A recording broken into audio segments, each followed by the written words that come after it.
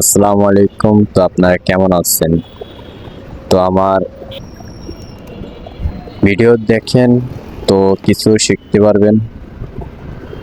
তো আমি এক গাড়ি সাইডে গেলাম, যার পরে দেখি গাড়ি স্টার্ট ওঠে না।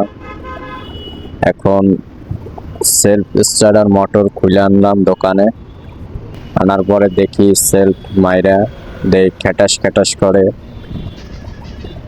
সেলফ খুললাম, পার্ট টু পার্ট ছাড়াইলাম, তারপর আলাদাভাবে কন্ট্যাক্ট সুইচটা মানে চেক দিলাম যেটা খুলতেছি আমি তাতা লিড দিয়ে। যাই হোক, তো এইটা খুলে দেখতেছি। আমি দেখার পর দেখি এই যে দেখতে পাচ্ছেন পয়েন্ট মানে খাইয়ে মানে গভীর হয়ে গেছে, এর জন্য আর কি লাইন পায় না। এটা মানে পয়েন্টে পয়েন্টে যখন পরে এই সময় আর কি লাইন সাপ্লাই দেয়। ঠিক আছে, তো দেখতে পাচ্ছেন কিভাবে খাইয়ে গেছে, এই যে পুরা গর্ত হয়ে গেছে, এর জন্য আর কি লাইন পায় না। ওই যে 2 পয়েন্টে দিয়া মানে ঠেকায় দেয়, এই সময় দিয়ে লাইনটা সাপ্লাই বেড়ে যায়, মানে একটা সুইচের কাজ করে এটা। তো আশা করি বুঝতে পারছেন, আমাকে সাপোর্ট দিয়ে পাশে রাখুন।